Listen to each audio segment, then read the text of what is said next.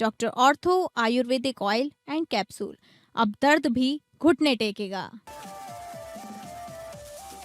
BJP छोड़ कांग्रेस में शामिल हुए राजकुमार ठुकराल पर सियासत गर्म। गदरपुर के बीजेपी विधायक अरविंद पांडे ने कहा, बीजेपी का किला कोई कच्चा मकान नहीं जो एक झोंके से ढह जाए। देहरादून के जिलाधिकारी की कार्यशैली से नाराज बार एसोसिएशन का बड़ा फैसला। जिलाधिकारी के ट्रांसफर की मांग को लेकर बार एसोसिएशन ने किया न्यायालय के कार्य बहिष्कार का ऐलान। रुड़की में भारी संख्या में रखे गए अवैध गैस सिलेंडर बरामद। एसटीएफ की टीम ने छापा मारकर पकड़ा अवैध रूप से रखे गैस सिलेंडर का भंडार। छापा में 101 खाली गैस सिलेंडर बरामद।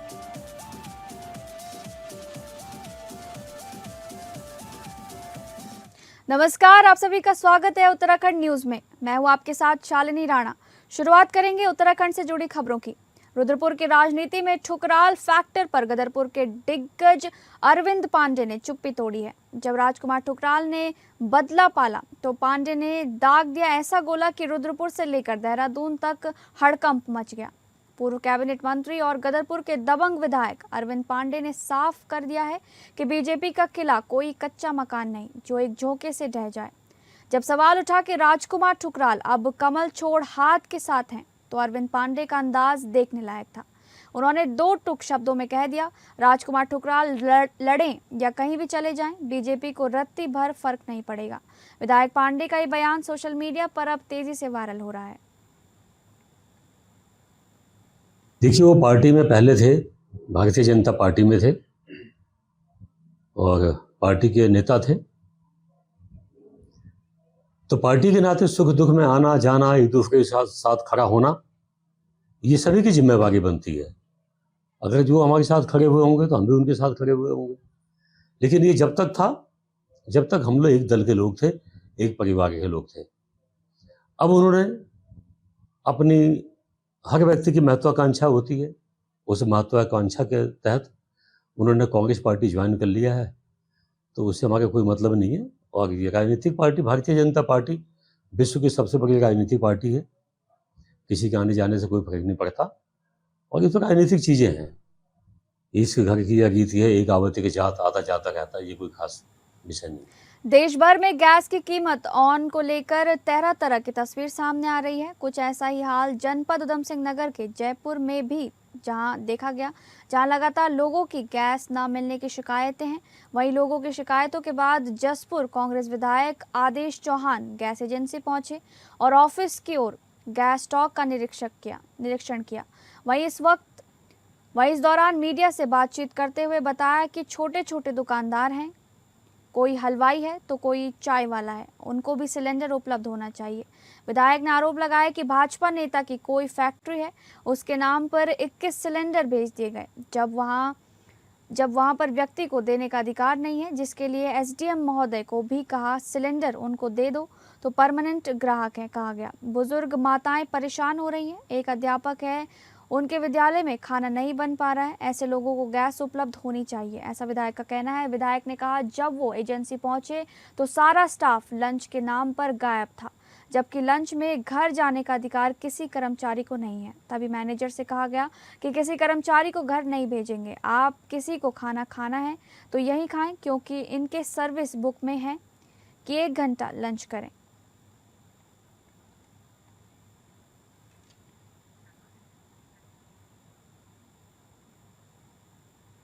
रुड़की कोतवाली क्षेत्र में मंगलौर रोड पर स्थित साउथ सिविल लाइन में एक गोदाम पर आज देहरादून से आई एसटीएफ की टीम ने छापा मारा है। यहां पर भारी मात्रा में अवैध तरीके से गैस सिलेंडर रखे गए थे, जिसके बाद एसटीएफ की टीम के उप निरीक्षक विद्यादत्त जोशी के द्वारा खाद्य पूर्ति विभाग की टीम को मौके पर बुलाया गया, जिसके बाद सभी गैस के खाली सिलेंडरों को अपने कब्जे में ले लिया गया है। बता दें कि उस साउथ सिविल लाइन में एक व्यक्ति के द्वारा एक गोदाम में अवैध तरीके से भारी मात्रा में गैस की खाली सिलेंडर रखे हुए थे, जिसकी शिकायत एसटीएफ देहरादून को मिली थी, जिसके बाद एसटीएफ की टीम उप निरीक्षक विद्यादत्त जोशी के नेतृत्व में रुड़की पहुंची और गोदाम पर छापा मारा गया। भारी मात्रा में गैस सिलेंडर मिलने के बाद उप निरीक्षक विद्यादत्त जोशी के द्वारा खाद्य पूर्ति विभाग की टीम को मौके पर बुलाया गया, लेकिन गोदाम के स्वामी की पत्नी के द्वारा गोदाम की चाबी नहीं दी गई, जिसके बाद गोदाम का ताला तोड़कर खाद्य पूर्ति विभाग की टीम के द्वारा सभी सिलेंडरों को अपने कब्जे में ले लिया गया है। उप निरीक्षक विद्यादत्त जोशी ने आज बताया कि बातचीत की कि अवैध तरीके से गैस सिलेंडर रखने की सूचना मिली थी, जिसके बाद ये कार्यवाही की गई है।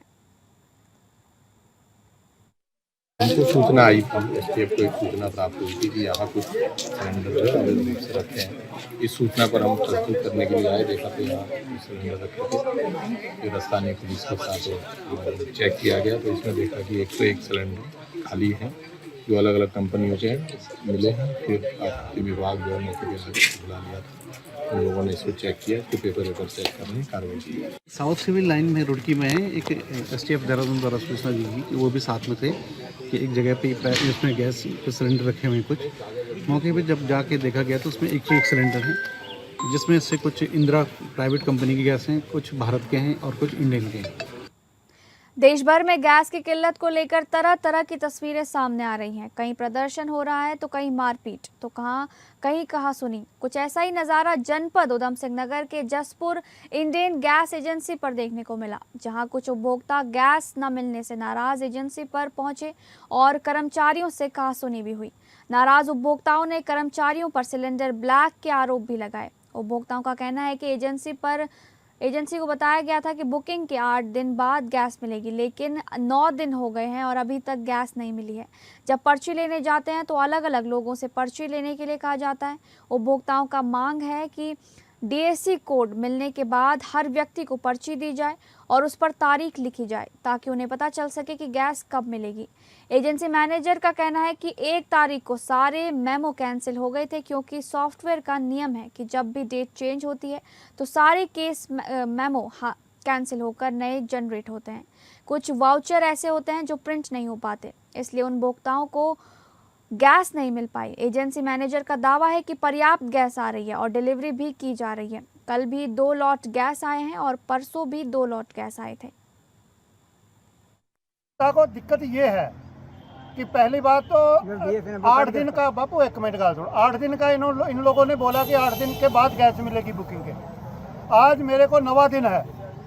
पहली बात, पर्ची उससे लो, ये क्या तरीका है? जब डीएसी कोड आ गया है, हर बंदे को पर्ची काउंटर पे दी जाए। तो कुछ नहीं है, फिलहाल ऐसा है कि 1 तारीख को हमारे जो है सारे कैश मोमो कैंसिल हो गए थे। वो सॉफ्टवेयर का नियम ही है, जब भी डेट चेंज होती है तो सारे कैश मोमो कैंसिल होकर नए जनरेट होता है। तो उसमें कुछ वाउचर ऐसे हो गए कि जो प्रिंट नहीं हो पाए हैं। देहरादून में जिलाधिकारी के खिलाफ वकीलों का गुस्सा खुलकर सामने आया है। बार एसोसिएशन ने एक आम सभा में बड़ा निर्णय लेते हुए न्यायालयों के बहिष्कार का ऐलान कर दिया है। देहरादून के विधि भवन में आयोजित आम सभा में बार एसोसिएशन के पदाधिकारियों और अधिवक्ताओं ने एकजुट होकर जिलाधिकारी के खिलाफ नाराजगी जताई। ये विरोध वरिष्ठ अधिवक्ता प्रेमचंद शर्मा के खिलाफ समाचार पत्र में प्रकाशित टिप्पणी को लेकर किया गया। बैठक में अधिवक्ताओं ने न सिर्फ इस टिप्पणी की निंदा की, बल्कि जिलाधिकारी के अधीन आने वाले राजस्व न्यायालयों और तहसीलों में व्याप्त भ्रष्टाचार का मुद्दा भी उठाया।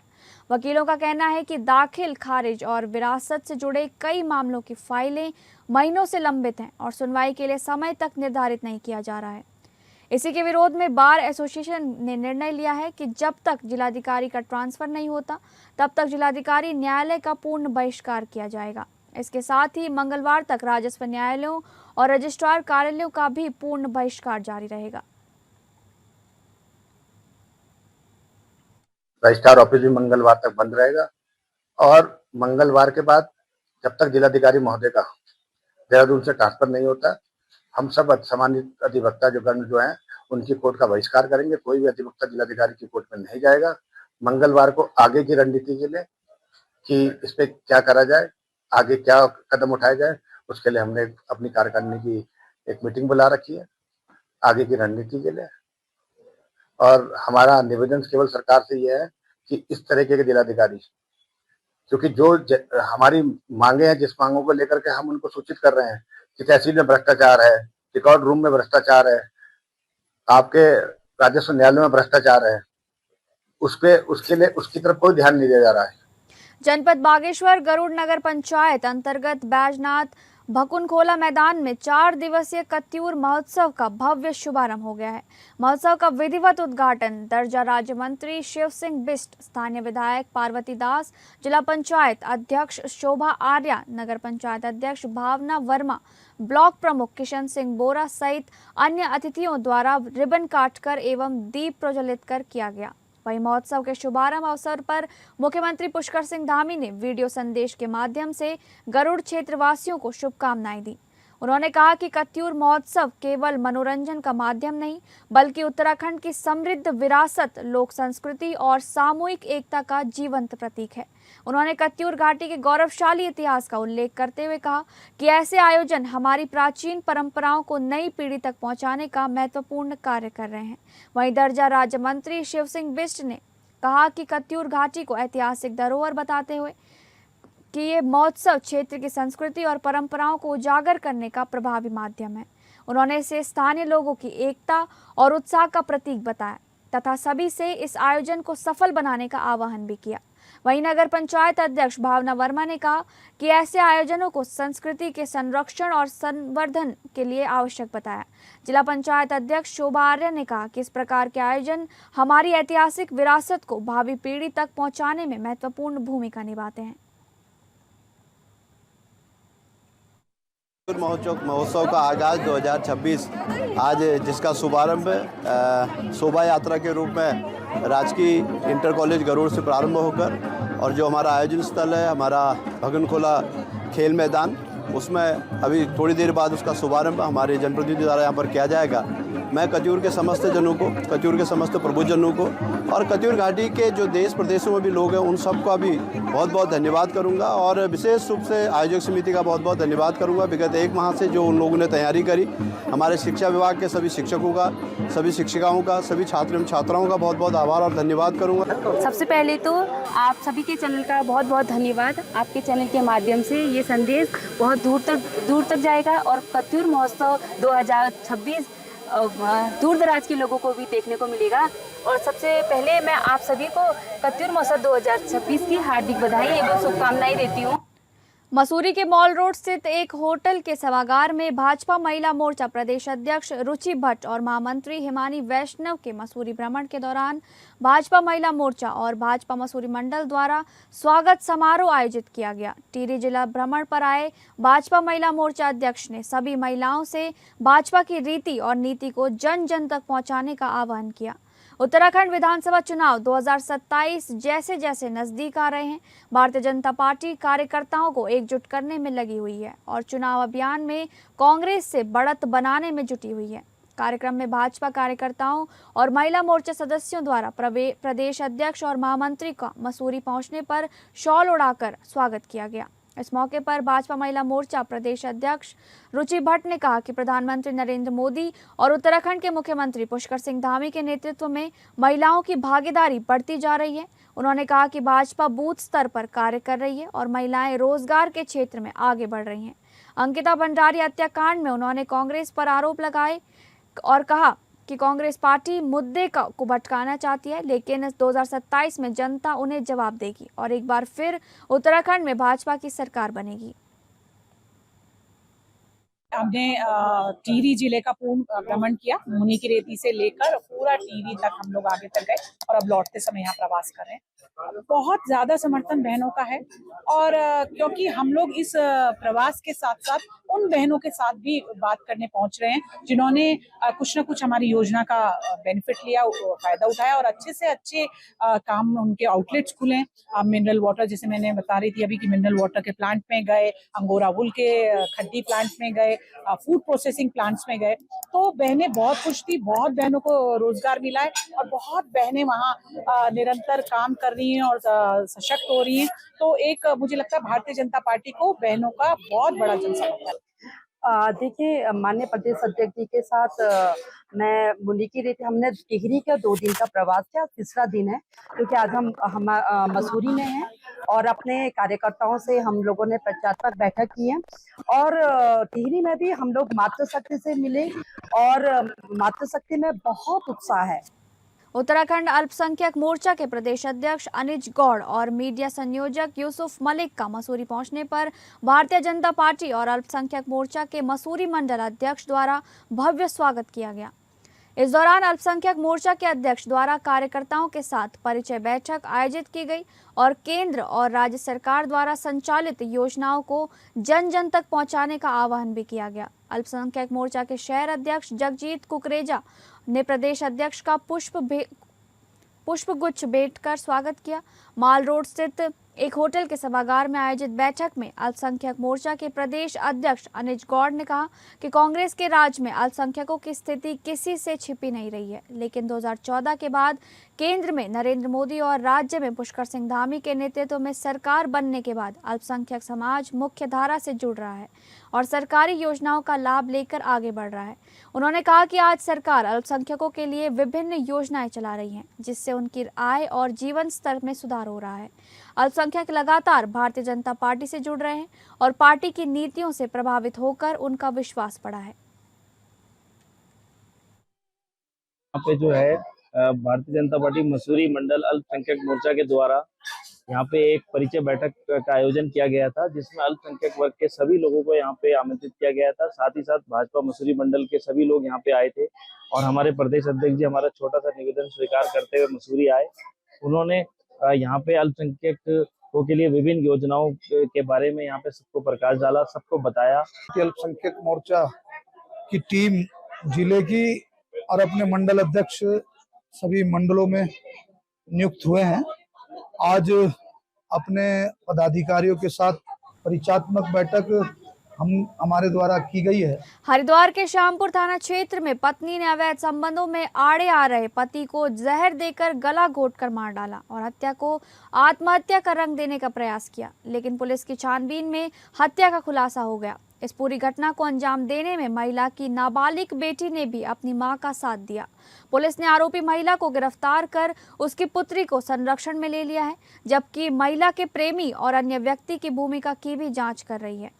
एसपी सिटी अभय सिंह ने घटना का खुलासा करते हुए बताया कि 2 अप्रैल को ग्राम लहडपुर निवासी पूजा नामक महिला ने श्यामपुर थाने में सूचना दी कि उसके पति बबलू ने रात को शराब के नशे में कोई जहरीला पदार्थ खाकर आत्महत्या कर ली। मौके पर पहुंची पुलिस टीम ने प्रकरण संदिग्ध लगने पर साक्ष्य संकलित कर मौका मुआयना किया और मृतक का पंचनामा भरा।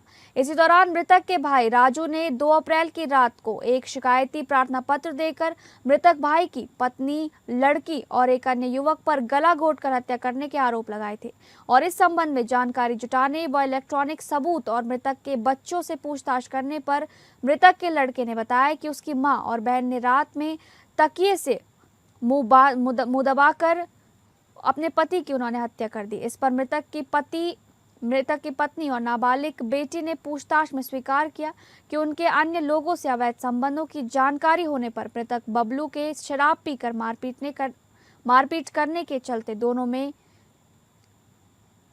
हाथापाई हो गई और बबलू को पहले शराब में नींद की दवाई दी गई और फिर चारपाई में दुपट्टों से हाथ पैर बांधकर तकिए से मुंह दबाकर हत्या कर दी गई। हत्या छिपाने की नीयत से दोनों ने लाश को दूसरे कमरे की चारपाई में शिफ्ट किया और लाश के मुंह में सल्फास का घोल डालकर कमरे को बंद कर दिया। अगली सुबह उसने अपने पति के रात में झगड़ा कर कहीं चले जाने और रात में ही किसी समय आकर जहर खाकर आत्महत्या करने की कहानी सुना दी।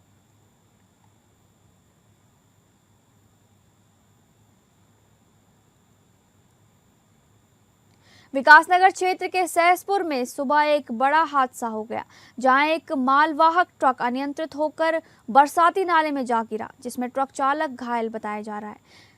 घायल चालक को तुरंत उपचार के लिए अस्पताल में भर्ती कराया गया है। ट्रक सैलाकुई से माल भरकर विकासनगर की ओर जा रहा था। सहसपुर पहुंचने पर ट्रक चालक तेल भरवाने के लिए रुका था। इसी दौरान सड़क पर दूसरी गाड़ी से बचने और ओवरटेक करने के प्रयास में चालक ट्रक पर नियंत्रण खो बैठा, जिससे ट्रक सीधे बरसाती नाले में जा गिरा। हादसे के बाद मौके पर स्थानीय लोगों की भारी भीड़ जमा हो गई और सड़क पर जाम की स्थिति बन गई।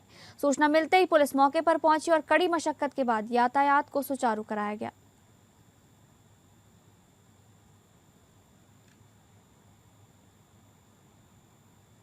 उधम सिंह नगर जिले के दिनेशपुर क्षेत्र से एक बेहद गर्व की खबर सामने आ रही है। दिनेशपुर की बेटी दिव्यांका महलदार ने पंजाब में अपनी प्रतिभा का परचम लहराते हुए लेखन के क्षेत्र में बड़ी सफलता हासिल की है। डीडी पंजाब के चर्चित रियलिटी शो टैलेंट का महासंग्राम किसमें कितना है दम के ग्रैंड फिनाले में वार्ड नंबर 9 की निवासी विश्वजीत महलदार की 15 वर्षीय सुपुत्री दिव्यांका महलदार ने शानदार प्रदर्शन करते हुए लेखन प्रतियोगिता में प्रथम रनर अप का खिताब अपने नाम किया है। पंजाब में आयोजित इस मल्टी टैलेंट रियलिटी शो में देश भर से प्रतिभागियों ने हिस्सा लिया, लेकिन दिव्यांका की लेखनी ने जजों को खास प्रभावित किया। कम उम्र में इस उपलब्धि को हासिल कर उन्होंने ये साबित कर दिया कि मेहनत और लगन से हर मुकाम पाया जा सकता है। दिव्यांका के सफलता से न केवल उनका परिवार बल्कि पूरा दिनेशपुर और उधम सिंह नगर जिला गौरवान्वित है महसूस कर रहा है। घर लौटने पर क्षेत्रवासियों द्वारा उनका जोरदार स्वागत भी किया जा रहा है और गणमान्य लोगों ने उनके उज्जवल भविष्य की कामना की है। बहुत खुशी हो रही है दैट दिनेशपुर की बेटी is first runner up of TV show KKHD किसमें कितना है दम। बहुत बहुत कॉन्ग्रेचुलेशन बेटा, इन्होंने अपने पेरेंट्स का, हमारे क्षेत्र का नाम रोशन किया है। चंडीगढ़ में ये शो हुआ था एंड ये वहाँ पे फर्स्ट रनर अप रही है राइटिंग में। एंड मैं इस शो के ऑर्गेनाइजर्स का भी बहुत बहुत धन्यवाद करना चाहती हूँ जो ऐसे मंच को ऑर्गेनाइज़ करते हैं जिसमें हज़ारों हुनरबाजों को मौका मिलता है। और हमारे लिए भी ये बहुत गर्व की बात है कि ऐसे बच्चे यूथ आइकॉन हुनरबाज जैसे शोज़ में जा रहे हैं, हमारे क्षेत्र का, अपने पेरेंट्स का, हमारे एरिया का नाम रोशन कर रहे हैं। फिलहाल उत्तराखंड न्यूज़ में बस इतना ही। नमस्कार।